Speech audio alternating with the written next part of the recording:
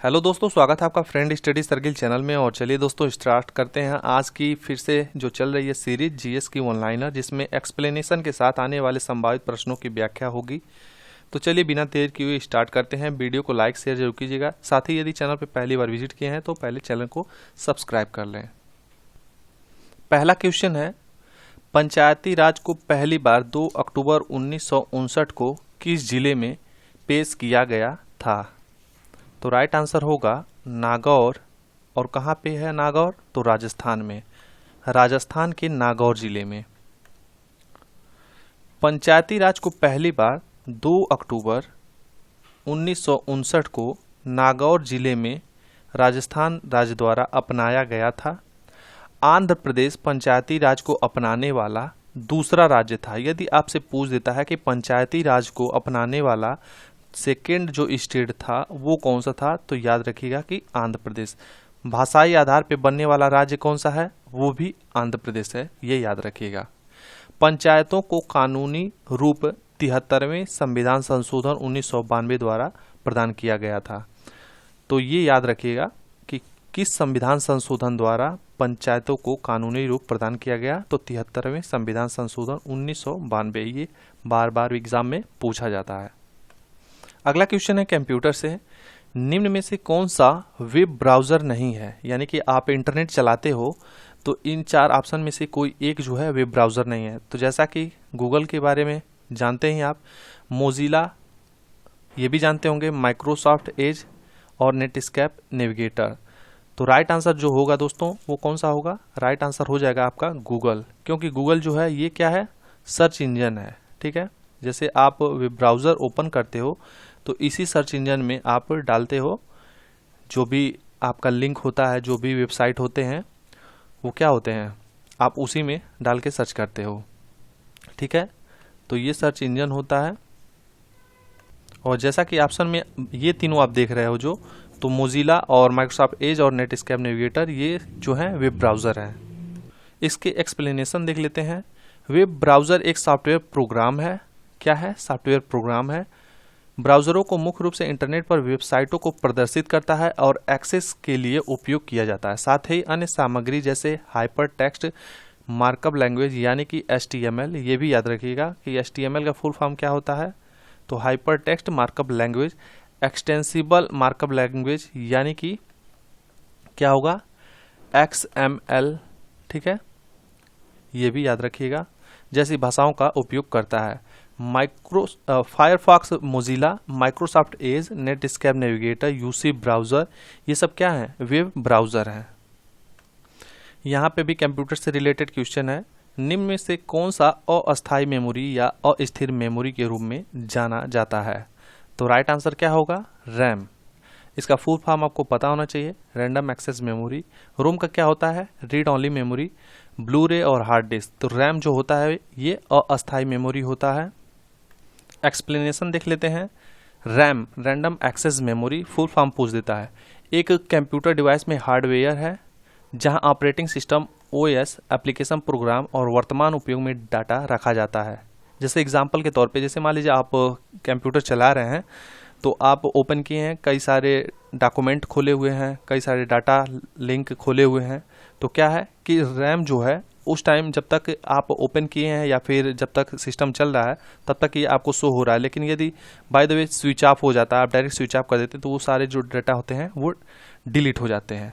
और रोम में क्या होता है, जो चीज़ें आपका एक बार फिक्स हो गई हैं, यदि आप रोम में भर दिए हैं तो हमेशा के लिए रहेंगे, चाहे आपका सिस्टम चल रहा है या फिर नहीं चल रहा है। ओपन करेंगे यदि वो रखा गया है रूम में तो वैसे ही रहेगा। ठीक है, तो रैम इसीलिए क्या होता है कि जैसे आप मोबाइल खरीदने जाते हो तो पूछा जाता है रैम क्या है, क्योंकि रैम रहता है तो ये एप्लीकेशन चलाने के लिए।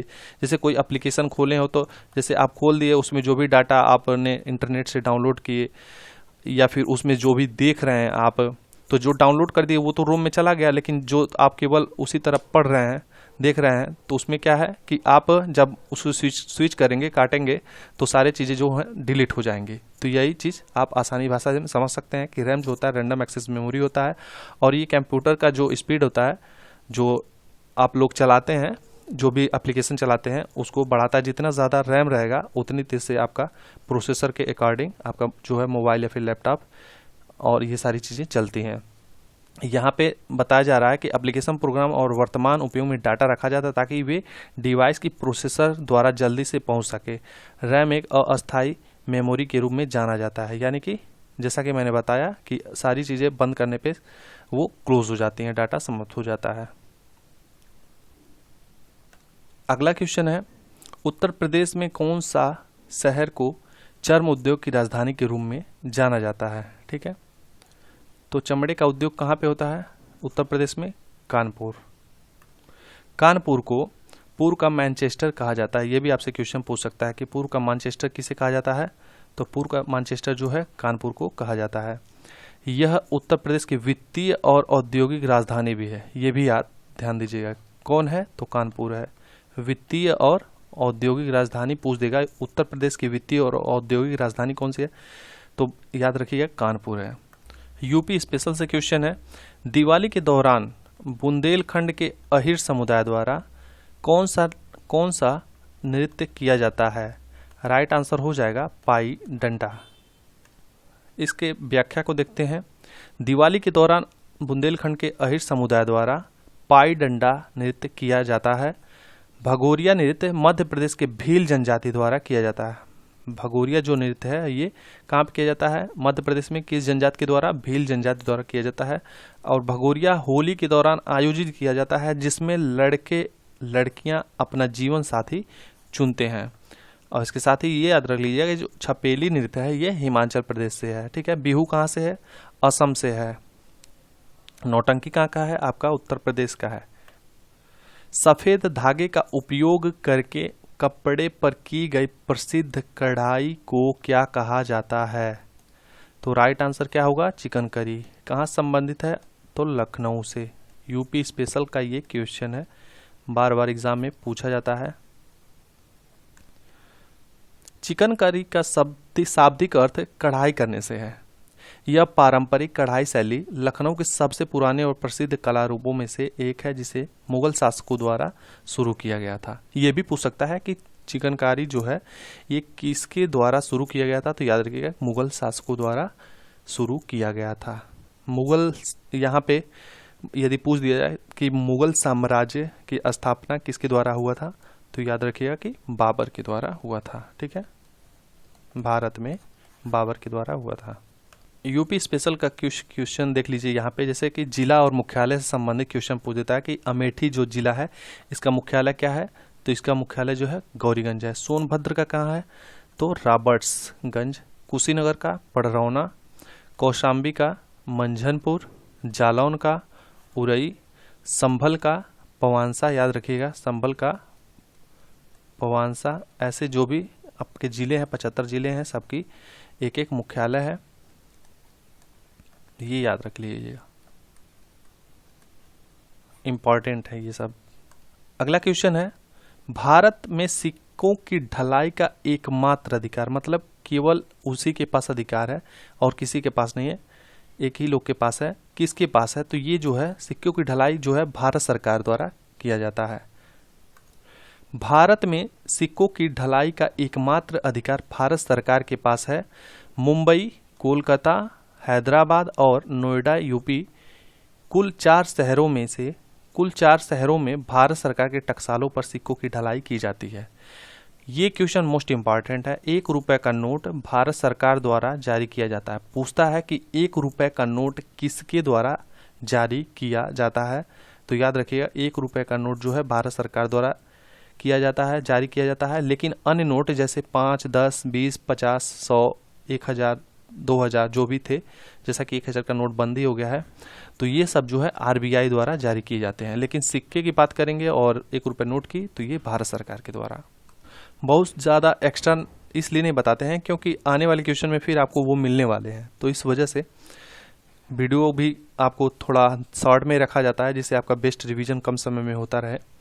अगला क्वेश्चन है, जनगणना 2011 के अनुसार भारत में तीसरा सबसे अधिक आबादी वाला राज्य, जैसे कि 3 स्टेट आपको याद होने चाहिए, ठीक है, आबादी में। तो जैसे पहला जो है वो है यूपी, ठीक है, फर्स्ट पे। दूसरे पे कौन सा है, दूसरे पे महाराष्ट्र है, ठीक है, और तीसरे पे जैसा कि इसी का आंसर है वो है बिहार। राइट आंसर हो जाएगा बिहार। ठीक, ये आपका यूपी ट्रिपल एस सी का मोस्ट पॉपुलर क्वेश्चन है। नॉफेड का फुल फॉर्म पूछ देता है, अपेडा का भी पूछ देता है, याद तक कर लीजिए। अपेडा का जो फुल फॉर्म है वो है agricultural and processed food products export development authority. ठीक है, अपेडा का है, पूछा हुआ क्वेश्चन है। नाफेड का याद कर लीजिए, national agricultural cooperative marketing federation of India limited. ठीक है, अब इसके FED एक एक अक्षर पे मत जाइएगा। नाफेड का यही है, national agriculture cooperative marketing federation of India limited. और जो इसकी स्थापना यदि पूछ देता है कि नाफेड की स्थापना कब हुई थी, तो स्थापना जो है 2 अक्टूबर 1958 को हुई थी। कब हुई थी? 2 अक्टूबर 1958। तो आज की दोस्तों जो सीरीज़ है यहीं पे समाप्त होती है। मिलते हैं अगली सीरीज़ में। आपका कम समय में एक बेस्ट रिवीजन जो आने वाले एग्ज़ाम के लिए बेहद ही हेल्पफुल होंगे। चाहे आप SSC GD की एग्ज़ाम दीजिए, हाई कोर्ट का एग्ज़ाम दीजिए, UPPCL की एग्ज़ाम दीजिए, इन सभी एग्ज़ाम के लिए एक बेहतर रिवीजन है। यदि आपने चैनल पे पहली बार विजिट किया है तो कमेंट करके बताइए कैसी लगी आपको ये सीरीज़। मिलते हैं अगली सीरीज़ में, तब तक अपनी तैयारी करते रहें। Take care, bye bye.